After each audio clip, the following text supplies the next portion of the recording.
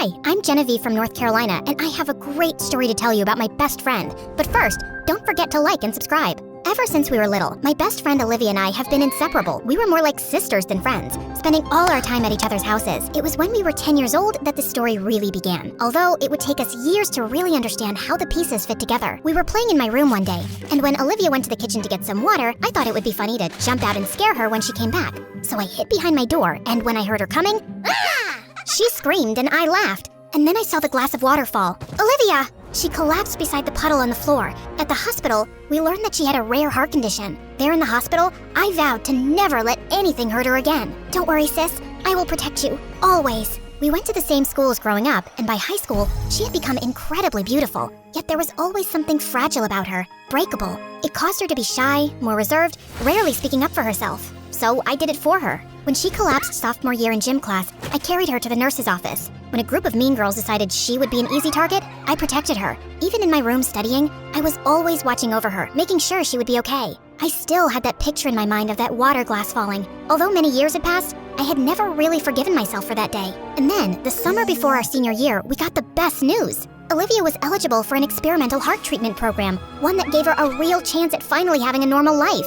I ran over to her house to celebrate with her, but when I found her in her room, she didn't seem excited at all. She was lying on her bed, staring at the ceiling. Shouldn't you be packing? It's in California, Genevieve, and I have to stay there for 6 months. I'll miss almost all of senior year, but it's so worth it. It's not guaranteed. They said 50% success rate. That's better than 0, right? Right. What's going on, Olivia? There's something else. She looked at me. Then, with this faraway gaze in her eyes, do you believe in love at first sight? Sure, I guess. But what does that have to do with your treatment? I met someone, Genevieve, and I think he could be the one. She started to tell me about earlier that day when her parents took her to her favorite cafe to celebrate. There was a new boy working there, and when their eyes met, I felt this wave rush over me. I had to look away to keep my heart from racing. She noticed that he was paying special attention to their table. At the end of the meal, she decided to finally do something bold and told her parents she would walk home, that she wanted to enjoy some time to herself before packing. That's when he came over and sat across the table. Genevieve,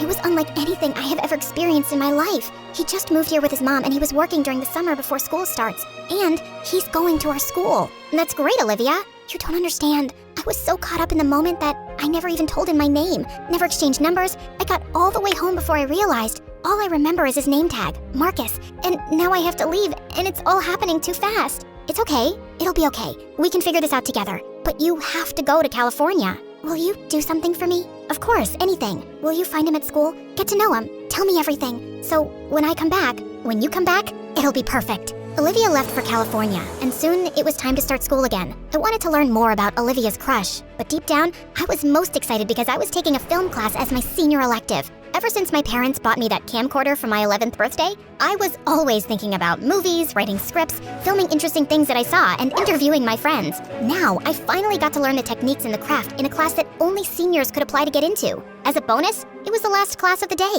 I was listening to my teacher lecture about scene composition when I heard a whisper beside me. Hey, yes? My friend and I already have a short movie planned out, and we need a girl lead. Want to join? I'm more of a director. Please? If you quit talking to me, then fine. Great. A few minutes later, he was back again. Hey. What? My name's Jacob. Great. What's yours? I finally took a moment to turn and look at him. And when I did, well, maybe Olivia was right about love. He was impossibly handsome. Dark brown hair, emerald eyes that pulled me in, like I was being truly seen for the first time. Genevieve. He smiled at me, and I forgot the rest of the lecture. After class, he waited for me outside and introduced me to his friend. This is Marcus. I could see why Olivia would fall for him. He was tall and confident, and when he